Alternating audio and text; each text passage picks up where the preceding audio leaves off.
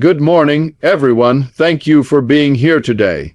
I want to talk to you about something that should concern every single American, every person who cares about peace, and every citizen who understands that what happens in the halls of power has real consequences for working people around the world. We're hearing reports, leaked reports, that President Trump is preparing to walk out of critical peace negotiations. Now, before you dismiss this as just another political drama, I want you to stop and think about what this really means. Because here's the hook that nobody in the mainstream media wants to discuss. When presidents walk away from peace talks, it's not about principle. It's not about standing firm for American values. It's about economics. It's about power. And most importantly, it's about who profits from continued conflict. Let me be absolutely clear about something that my decades of studying economic systems have taught me. Peace is bad for business when your business is war. The United States has built what President Eisenhower himself warned us about, a military, industrial complex that doesn't just benefit from conflict, it requires it. Think about that for a moment. We have an entire sector of our economy, employing millions, generating hundreds of billions in profits, that depends on instability, tension, and yes, war. So when we hear that a president might walk away from peace negotiations, we have to ask ourselves the uncomfortable question, who benefits? Now, I know what some of you are thinking. Professor Wolff, surely you're not suggesting that decisions about war and peace come down to corporate profits? But that's exactly what I'm suggesting, because that's exactly what the evidence shows us, time and time again. Every major defense contractor's stock price rises when tensions escalate.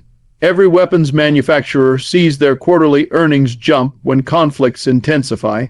This isn't conspiracy theory. This is capitalism functioning exactly as it was designed to function, finding profit wherever it can, even in human suffering. Here's another hook for you. President Trump, like presidents before him from both parties, operates within a system that gives him very limited options. The military, industrial complex doesn't care whether you have a D or an R next to your name. It has lobbyists who work both sides of the aisle. It has campaign contributions that flow to both parties.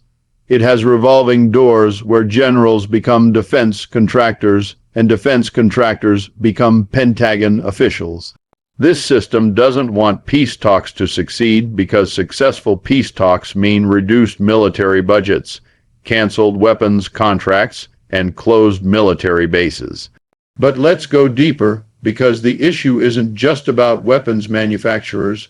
Walking away from peace talks signals to the entire world how America intends to operate on the global stage.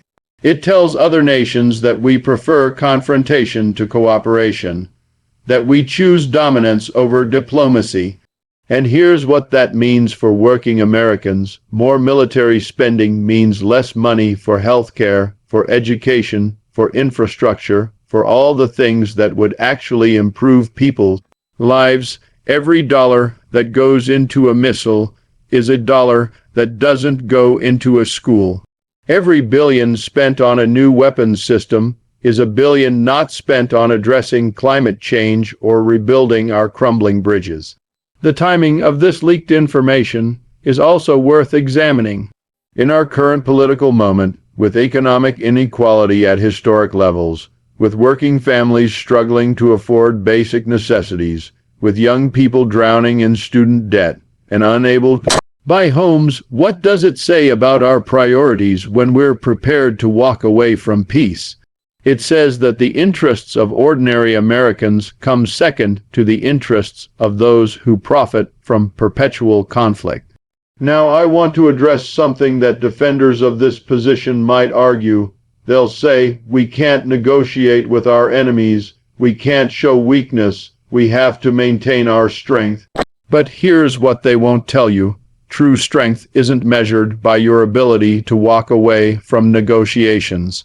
True strength is measured by your ability to create lasting peace. to build diplomatic relationships, to find solutions that don't require endless military engagement.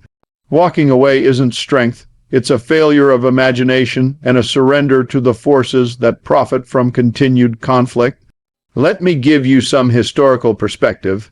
After World War II, America had the wisdom to implement the Marshall Plan, rebuilding former enemies and creating lasting peace and prosperity. That was strength, that was vision, that created decades of relative stability and turned adversaries into allies. But somewhere along the way, we lost that wisdom.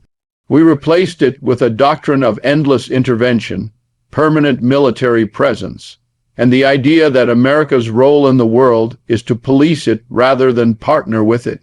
If these reports are true, if President Trump does walk away from these peace talks, we need to understand it as part of a larger pattern.